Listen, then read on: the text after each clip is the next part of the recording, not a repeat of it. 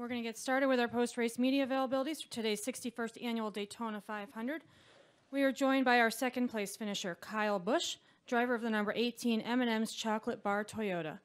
We will open up to questions for Kyle. Please raise your hand. We'll start here with Matt Weaver. Matt Weaver, Auto Week. For the conversation on the final restart with letting Denny come in, what was the consideration there, and were you opposed to that plan? It's first and foremost to try to make sure that we at least get a JGR car to victory lane, and you know, they didn't want to do it the previous restart, but then since he got the lead, he wanted to do it again. So, you know, it is what it is. Just at least we got a JGR car in victory lane. That's the big picture. That's what matters, and we move on. We're also joined by our fourth-place finisher, Joey Logano, driver of the number 22 Shell Pennzoil Ford. We'll continue with questions. Just raise your hand. We'll get a wireless microphone to you. Go right here. This is for either or both of you. Doug Turnbull for WSB and PRN.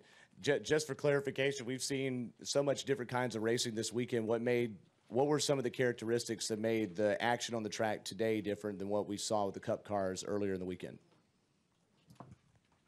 I don't know. Maybe the race is bigger, the pack's bigger. Seemed like you can get more cars to go down there. That's probably what it was most. Instead of a 20-car field, you got 40 cars and 30 of them really racing. So it seemed like there was times that you had enough cars down there that the bottom was stronger for a while. And yeah, I thought that was fun, kind of working the lanes back and forth, and tires would start wearing out and cars were wiggling around the racetrack, and then the top would start to prevail again. And you know, it was a lot different race than what we were all expecting. I was expecting us to be up against the wall, and you know, I quickly found out pretty early in the race that this is going to go a little bit different than we thought we was going to.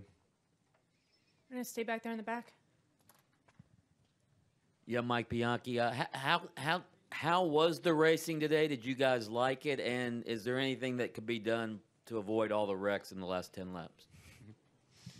I thought the racing today was pretty good.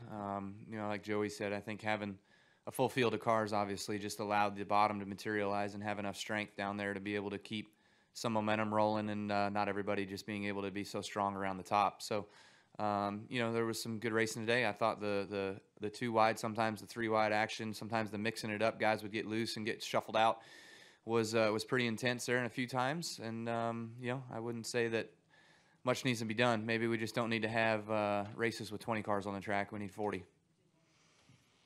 Go to Matt, Jeff, and Dinah. John Haverland, New Mexico Motorsports Report, to your left, Kyle.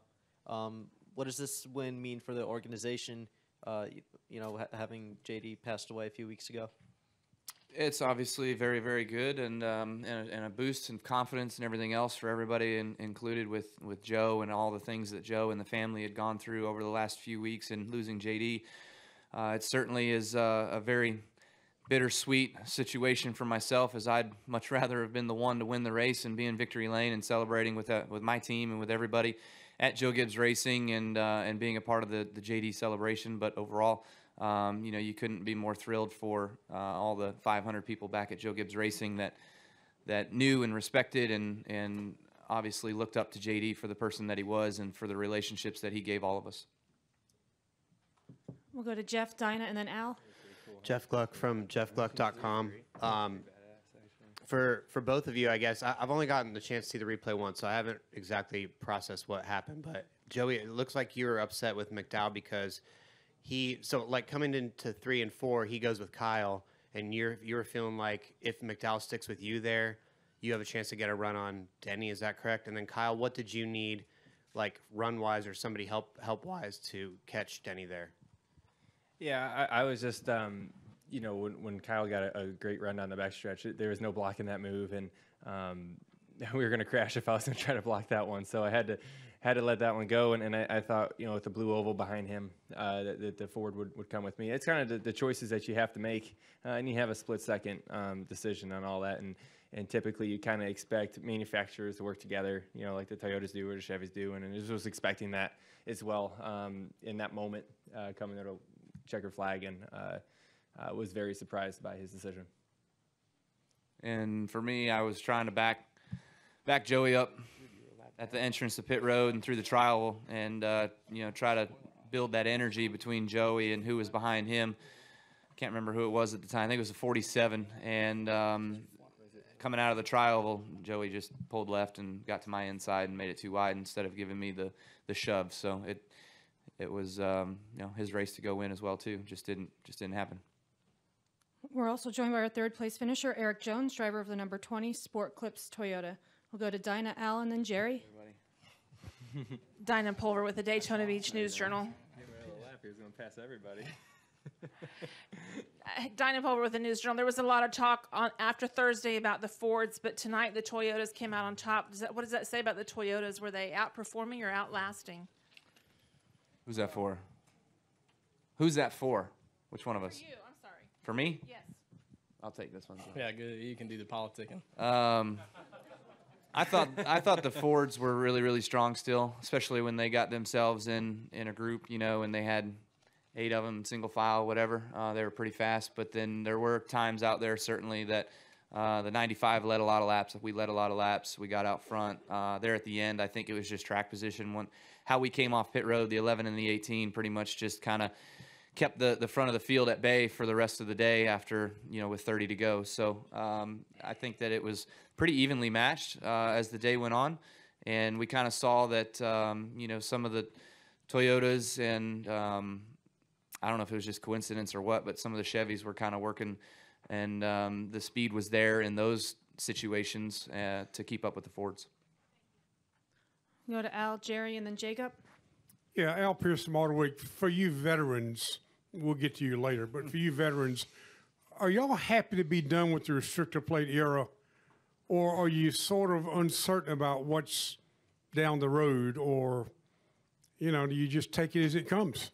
I think you just take it as it comes. The racing's gonna change. It's gonna be different when we get to Atlanta than we've ever had before. We don't really know what expect the unexpected, I guess, just like we were for the Daytona 500. We just don't know how those races are going to play out, and each track's going to be different. And like I said on media day, you're going to have to give this some time to really understand if it's better or not, or what you like or dislike about it. Because as these teams evolve and start to figure out this setup, you're going to see the racing change again. So what you see in Vegas 1 to Vegas 2 is probably going to be a little bit different. So if we give it time and give it a chance, we'll see what happens.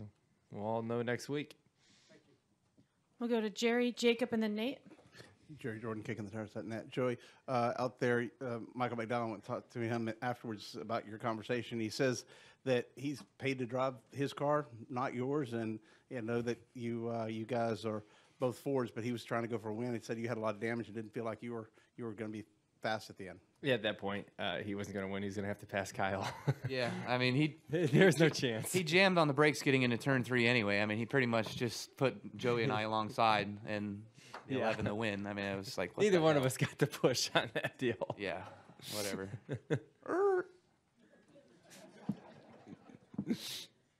We'll go to good Jacob. sound effects.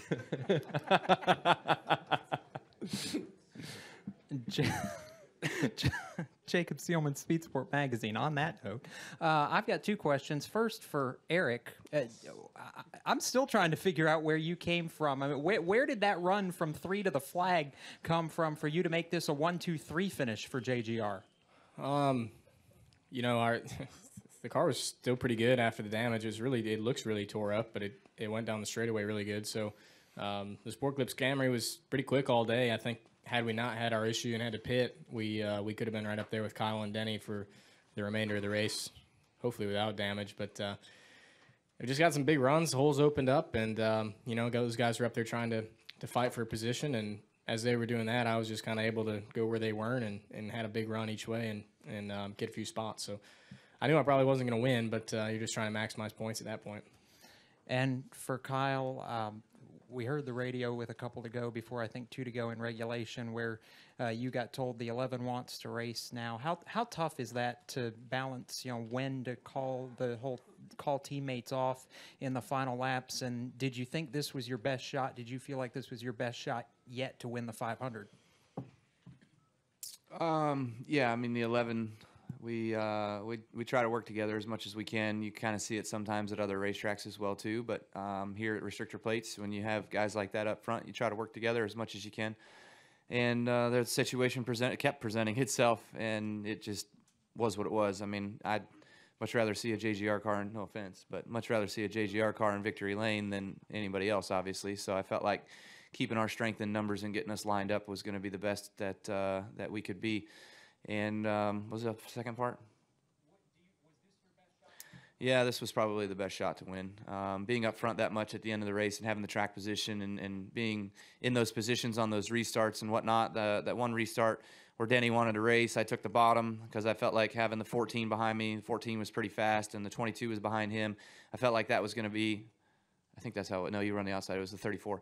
I felt like that was going to be a good lane for me to be in front of, and they came off of 2, and they all spread out, and then that's when the 14 got crashed, and then the 11 had the lead because he was ahead at the time, so that kind of cost us, and then he wanted to go back into teammate preservation mode again. So kind of funny how it swaps back and forth a little bit, but it is what it is.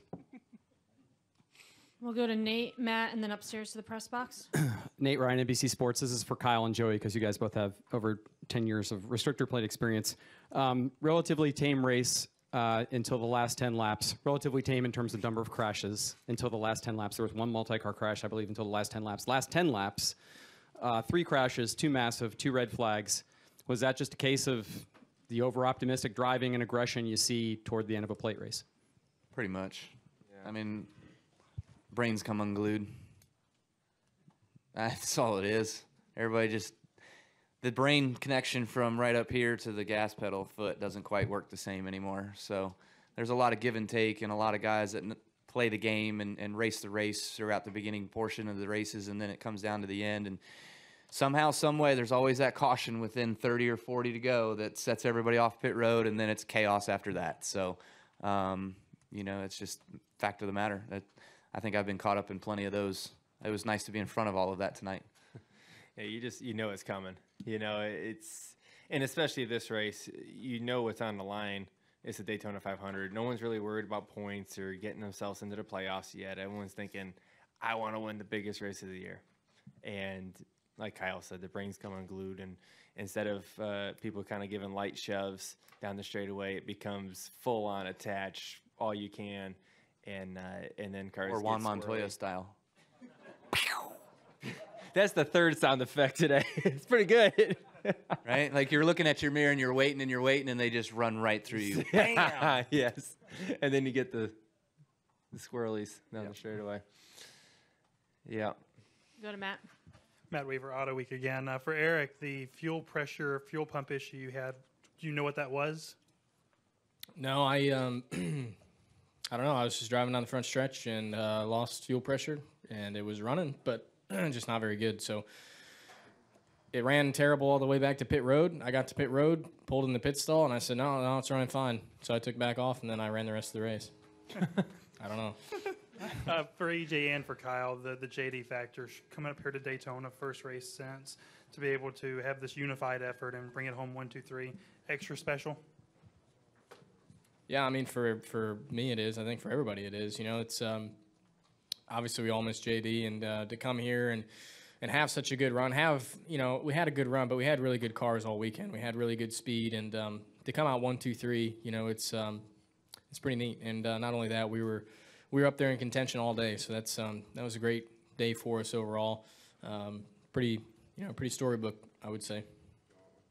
Yeah, I'm not a Gibbs driver, but for what JD has done for my career is the reason why I'm sitting here today. And as bad as I want to win it, it is pretty cool to think the first race after his passing to see those cars 1, 2, 3. It says he's up there watching, and maybe gave you guys a little extra boost there at the end. So congratulations to them. I do think that's cool. I can at least remove myself enough to look at that and say that's a really cool story for you guys to write about. We'll go upstairs to the press box and then to Holly. Bruce Martin with Auto Week and with Speed Sport. This is for Erik. Matt Weaver kind of beat me to that question, but the fact is, JD Gibbs aside, you knew him the shortest of anybody up on the dais. What did he mean to you, and also the historical perspective, being the first team to finish 1, 2, 3 in a Daytona 500? That's not true. Didn't Hendrick do it in '97? Yeah. Okay, doing it being the second team to finish 1, 2, 3. All right. You know, it's great anytime. I mean, anytime you can run 1, 2, 1, 2, 1, 2, 3, 1, 2, 3, 4, whatever it is a good sign for your company and for your team. And it was great to do today. For me, you know, I knew JD very early in my career at JGR when I first got into Xfinity part-time in 2014. Yeah, 2014, I ran a couple races and spent a little bit of time with JD. I didn't get to spend much with him, but, you know, great guy. My father was a big fan of JD and what he was doing at Joe Gibbs Racing. And, you know, I think you're hard-pressed to find anybody who would have a bad thing to say about JD. Go to Holly. Holly Kane, the NASCAR Wire Service. Erik, I just wanted to ask you to speak a little bit about racing here at Daytona on the restrictor plates. I mean, you're really proving to be somebody that does very well here with your win last time and now they're top 3. Yeah, I guess. I was a terrible restrictor plate racer for the last however many years I've been coming to them, since 2015 probably. So, I don't know. It's been, you know, 3 good races in a row since Daytona, Talladega, and now Daytona again. It's been good. We've finished top 10, top 5 in a win. So, I don't know. It's just worked out. You know, I mean, you got to have some luck along the way. And There it is. what? You said it. There you go. The L word. And you got to have some. Right. And go back and watch my in car with about 3 to go. And there's some luck No there. skill, right? Yeah, I mean, there was some skill, but there was some luck. But no, it's just worked out good. We've had good cars too, so it's all worked out. We'll go to Al. Yeah, Al Pierce, one more question for you, Kyle. Joey mentioned that going forward, the rules will change maybe almost every week or every other week. Do you like that scenario where you and your team have got to adapt to new rules virtually every weekend? Or do you mind, like he does, just take it as it comes along? Everything's going to be new at every racetrack that we have to figure something out every week. Yeah, okay. Yeah, so the rule book isn't going to be changing every week. But, yeah, with the rules change, this new package, we're all going to have to be adapting each and every week. So, yeah, I agree with what Joey was talking about. And there's going to be particular racetracks that are going to take different necessities within the car and how you set it up and things like that to make you fast. California is going to be different than Atlanta. That's going to be different than Vegas, which is going to be different than Martinsville or Bristol or whatever, you know. So obviously with the different packages too that we kind of have, you got a 550 horsepower package and a 750 horsepower package. There's going to be differences when you go to some of these places. So those things are all, you know, going to mix the field up, I believe. You know, it's going to depend on who kind of hits it running, I guess, next week, and who's going to be ahead of the game, and what all, with open garages, what all everybody's just going to copy as weeks go on. Do we have any final questions for this trio of drivers? Come over here to the far left. Looks like we have 2 over there. Tom Bowles, front stretch. Kyle, I just wanted to ask about DiBenedetto for a minute. Were you guys surprised that he had that much speed today? And what do you think of the new team? Do you think he can get to the same level along with LFR that, you know, at least somewhat of a level that Furniture Row once had with you guys? Yeah, I wasn't surprised at all. Having wheels over there and having JGR equipment and stuff like that and being an affiliated team, I feel like they did a really good job, and Matt did a great job behind the wheel. He was fast. He was smooth. He looked really good. I was just disappointed that he wasn't able to kind of be there at the end. Felt like he was definitely an ally for the 18 car for much of the day. Same with the 20, and being able to have that opportunity to be together was good for much of the race, for the both of us. And then, you know, I think as the season goes on, there's certain restrictor plate racing is definitely different than the other racetracks. They're going to have their work cut out for them. They're going to have to figure out what it's going to take exactly to make themselves successful. I wouldn't say they're going to light the world on fire right out of the box, but I'd like to expect them to grow into their situation and hopefully be an affiliate that we can certainly rely on. I think we had one final question over there on the left. I know that setup is always a big question, and of course the setup for the heat of the day and the cool of the night. But during this race, we had a lot of cars get really banged up, and yet some of those banged up cars are still contenders toward the end. How do you all handle when it's something that you know you're not going to be able to fix, and how do you keep going forward? You were the most wrecked, right? Yeah, I was pretty destroyed. You were good destroyed, though. Yeah, Yeah, it good. was You can bad. get good damage, too, you know. Yeah, we got some okay damage in there. But I don't know. I mean, at first I was kind of thinking, I could still drive it back. I mean, I couldn't really tell how bad it was at the time. But it's just such a race here of just perseverance. I mean, you get down to those last 20 laps. I knew there was probably going to be another wreck. I didn't expect what really happened there, the few we had. But, getting down to the end, at one point I was like, well, there's only 14 cars left. I said, I might as well just go race now. So you just got to stick with it. I mean, this is the one track where you can have quite a bit of damage and still get up there and contend. And that's what kept me going, knowing we were still going to be in it and be able to get a good finish. All right, gentlemen, thanks for joining us. Good luck in Atlanta. Thanks. Thank you.